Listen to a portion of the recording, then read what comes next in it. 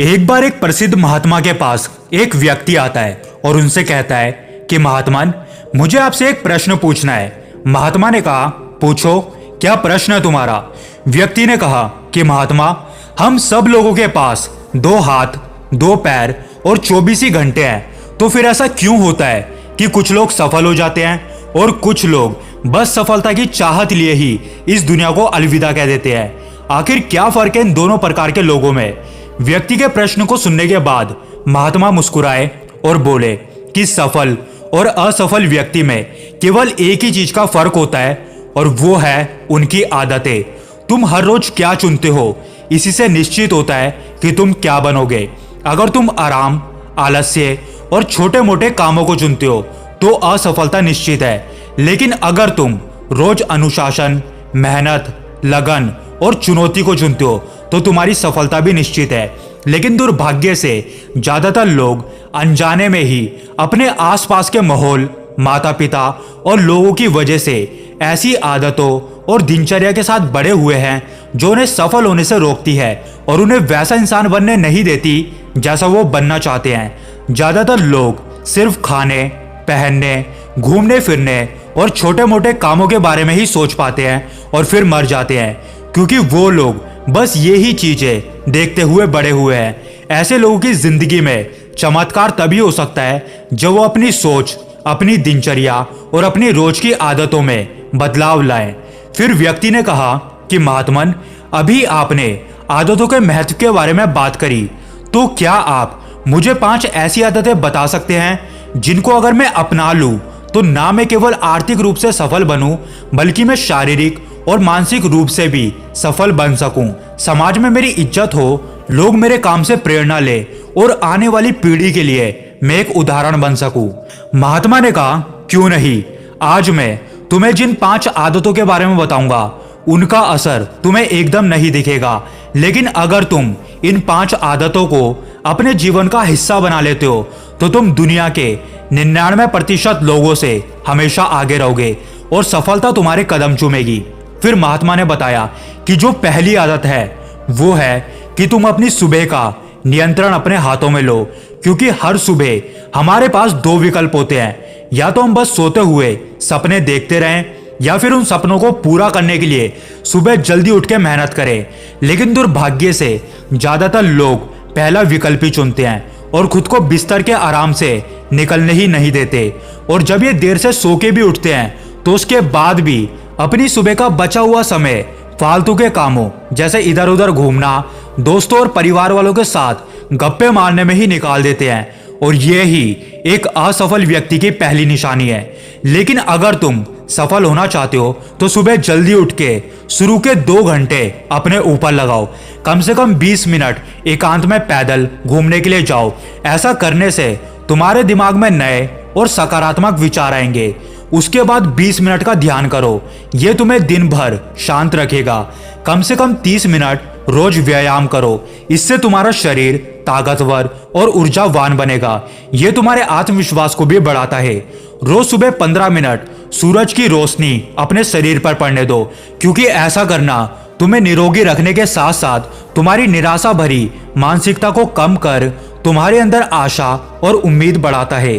रोज सुबह कम से कम 30 मिनट या 1 घंटा उस काम के बारे में पढ़ने या सीखने में लगाओ जिस फील्ड में तुम सफल होना चाहते हो, क्योंकि ये 1 घंटा तुम्हें उन कई लोगों से आगे ले आएगा जो इसी फील्ड में काम कर रहे हैं। सुबह के 5 घंटे सबसे ज्यादा ऊर्जावान होते हैं, इसलिए इस समय किसी भी दूसरे के हाथ ना आओ, बल्कि इस समय खुद को बेहतर बनाने में और अपने लक्ष्यों को हासिल करने में लगाओ। दिन के सबसे मुश्किल काम को सुबह उठते ही खत्म करने की आदत डाल लो। ये आदत तुम्हें हमेशा चिंता मुक्त रखेगी। अपनी सुबह के कुछ घंटे तुम सफल बनाओ और फिर ये ही घंटे तुम्हें सफल बना देंगे। फिर महात्मा ने उस व्यक्ति को दूसरी आदत बताई कि हर समय दूसरों के लिए उपस्थित रहना बंद कर दो, क्योंकि अगर तुम सबके लिए आसानी से उपलब्ध हो जाते हो तो इसका मतलब यह है कि तुम्हारी जिंदगी में कोई बड़ा लक्ष्य ही नहीं है। ऐसा करने से तुम लोगों की नजरों में अपना मूल्य खो देते हो, लोग तुम्हें गंभीरता से नहीं लेते। इसलिए ऐसे इंसान को अपना समय देना बंद करो जो तुम्हारी इज्जत नहीं करता और तुम्हें फालतू इंसान समझता है। इस बात का ध्यान रखना, अगर इंसान अपनी मर्जी के अनुसार तुम्हारे समय का उपयोग कर रहा है और तुम भी आसानी से सबके लिए उपलब्ध हो जाते हो, तो तुम कभी भी एक प्रभावशाली व्यक्ति नहीं बन सकते। तुम्हारी इस कमी की वजह से लोग तुम्हारी अच्छाइयों पर भी ध्यान नहीं देंगे और तुम्हें हल्के में लेंगे। लेकिन अगर तुम अपने समय का सही उपयोग करके अपने लक्ष्य की तरफ आगे बढ़ते रहोगे, तो लोग तुम्हारी इज्जत भी करेंगे और तुमसे प्रेरणा भी लेंगे। ध्यान रखो, जब सूरज नहीं होता तभी लोगों को उसकी कीमत का पता चलता है। जितने लंबे समय तक बरसात के बादल रहेंगे, उतनी ही लोगों के अंदर सूरज को देखने की चाहत बढ़ेगी।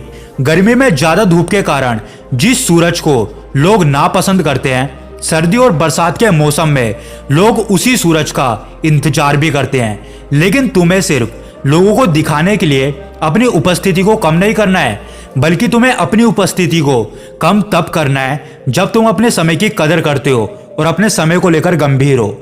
फिर महात्मा ने उस व्यक्ति को तीसरी आदत बताई कि तुम जल्दी निर्णय लेना सीखो। कमजोर विचारों वाले लोग हर निर्णय को लेने में समय लगाते हैं, लेकिन जो उच्च प्रदर्शन करने वाले लोग होते हैं वो जल्दी निर्णय कर लेते हैं और काम पे लग जाते हैं। जल्दी निर्णय लेने वाला इंसान देर से निर्णय लेने वाले इंसान से हमेशा आगे रहता है, क्योंकि देर से निर्णय लेने वाला इंसान जब तक सोचेगा और उस काम के बारे में विचार करेगा, तब तक जल्दी निर्णय लेने वाला व्यक्ति काम शुरू भी कर चुका होगा और जरूरत पड़ने पर खुद को या अपनी योजनाओं को भी बदल चुका होगा। इसलिए तुम निर्णायक बनो। तुरंत निर्णय करने की काबिलियत होना एक बहुत बड़ी ताकत है। बिना यह जाने कि जो निर्णय मैं ले रहा हूं वो 100% सही है या नहीं। मुश्किल समय में ऐसे निर्णय लेने के लिए बहुत ही आत्मविश्वास और हिम्मत की जरूरत पड़ती है। लेकिन जल्दी निर्णय लेने का फायदा यह है कि किसी भी समय में जरूरत पड़ने पर हम बदलाव भी कर सकते हैं। अक्सर लोग ये कहते हैं कि जानकारी एक ताकत है, लेकिन यह बात हर समय सही नहीं है। ज्यादा जानकारी तुम्हें नुकसान भी पहुंचा सकती है। अगर तुम बहुत ज्यादा समय जानकारी इकट्ठा करने में, सोचने में और योजनाएं बनाने में लगा रहे हो, तो इसका मतलब यह है कि तुम अपना बहुत कम समय उस काम को करने में लगाने वाले हो। इसलिए किसी भी काम के बारे में ज्यादा जानकारी इकट्ठे करने की जरूरत नहीं है। कुछ समय लेकर ठीक से सोच लो, लेकिन अगर एक बार निर्णय ले लिया तो फिर उसके साथ चिपके रहो जब तक कि उसे बदलना बहुत ही जरूरी ना हो जाए। जल्दी लिया गया अधूरा निर्णय भी उस सही निर्णय से ज्यादा सही है जो समय निकलने के बाद लिया गया है। रोजमर्रा के ज्यादातर निर्णय उससे भी कम समय में लिए जा सकते हैं जितना समय हम उन्हें लेने में लगाते हैं। जल्दी निर्णय लेना सीखने का सिर्फ एक ही तरीका है कि तुम जितना हो सके उतना ज्यादा निर्णय लो और उनसे सीखो, ना कि केवल जानकारी इकट्ठे करते रहो और एक समझदार व्यक्ति बनने का इंतजार करते रहो। फिर महात्मा ने उस व्यक्ति को चौथी आदत बताई, और वो आदत है कि सही त्याग करना सीखो। तुम चाहो या ना चाहो, तुम्हें हमेशा किसी ना किसी चीज का त्याग करना ही पड़ेगा। अगर तुम अपने लक्ष्य के लिए किसी चीज का त्याग नहीं करते, तो तुम्हें अपने लक्ष्य का ही त्याग करना होगा, क्योंकि ऐसे तो तुम्हें अपना लक्ष्य मिलने से रहा। जब तुम समय को बर्बाद कर रहे हो, तो यह बात याद रखना कि तुम अपने सुनहरे भविष्य का त्याग कर रहे हो। इसलिए तुम्हें सही चीज को छोड़ना आना चाहिए। अगर तुम्हें सफल होना है, तो तुम्हें कई बार अपने मित्रों का भी त्याग करना पड़ेगा जो तुम्हें पीछे खींचते हैं। तुम्हें कुछ समय के लिए अपना आराम, अपना पसंदीदा खाना, घर और रिश्तेदारों का भी त्याग करना पड़ सकता है। लेकिन यह त्याग हर समय आसान नहीं होता, खासकर तब जब तुम जवान होते हो और तुम्हें लगता है कि मैं अपनी खुशी और आराम को क्यों छोड़ूं। लेकिन सच्चाई तो यह है कि तुम्हें अपने आज के आराम और खुशी से कुछ भी नहीं मिलने वाला सिवाय दुख और पश्चाताप के। लेकिन इसका मतलब यह नहीं है कि तुम्हें हमेशा ही त्याग करना पड़ेगा और तुम्हारा पूरा जीवन निराश हो जाएगा। ये त्याग सिर्फ कुछ समय के लिए है, जब तक तुम सफल नहीं हो जाते। लेकिन अगर एक बार तुम सफल हो गए, तो तुम्हें उतने त्याग नहीं करने पड़ेंगे जितने कि आज करने पड़ रहे हैं। लेकिन समस्या ये है कि ज्यादातर लोगों को तुरंत ही खुशी और सफलता चाहिए, जो उन्हें आज छोटे मोटे त्याग करने से भी रोकती है। लेकिन त्याग का दूसरा पहलू यह भी है कि एक इंसान के रूप में तुम अपने सर्वोच्च क्षमता तक भी पहुंच सकते हो और वो सब कुछ हासिल कर सकते हो जिसके तुम सपने देखते हो। इसलिए सही चीजों का त्याग करना सीखो। फिर महात्मा ने उस व्यक्ति को 5वीं और आखिरी आदत बताई और कहा कि जो 5वीं आदत है वो है कि तुम अनुशासित रहो। जितनी भी बातें मैंने अभी तक बताई है वो सब बेकार है अगर तुम्हारे अंदर अनुशासन नहीं है। तो हर इंसान अनुशासन के महत्व के बारे में तो जानता है, लेकिन फिर भी वो अनुशासित नहीं रह पाता। अनुशासन की बातें करना और उसे जीवन में उतारना दोनों अलग अलग बातें हैं, लेकिन एक अनुशासित जीवन जीना इतना भी मुश्किल नहीं है जितना ये लगता है। अगर तुम खुद के प्रति ईमानदार हो तो यह बहुत ही आसान है। तुम हर रोज उस काम को करना शुरू कर दो जो तुम्हें लगता है कि यह करना तुम्हारे लिए सही है, फिर चाहे उसे करने का तुम्हारा मन करे या ना करे। और उसकी शुरुआत तुम अपने बिस्तर से ही करो। जैसे ही तुम्हारी आंख खुले तो बजाय आलसू की तरह पड़े रहने के तुम एकदम खड़े हो जाओ और खड़े होके कसरत करो, स्नान करो और ध्यान करो। अनुशासन हमें हमारे लक्ष्य की तरफ केंद्रित रखता है, हमारा खुद पर नियंत्रण बढ़ता है। हम विपरीत परिस्थितियों में भी खुद को शांत रख सकते हैं। अनुशासन एक धागे की तरह होता है, जिसे जितनी बार लपेटोगे यह उतना ही मजबूत होता जाएगा। अनुशासन की कमी हमारे आत्मविश्वास को भी कमजोर बनाती है, और कमजोर आत्मविश्वास के साथ कोई भी इंसान अपना काम अच्छे से नहीं कर सकता।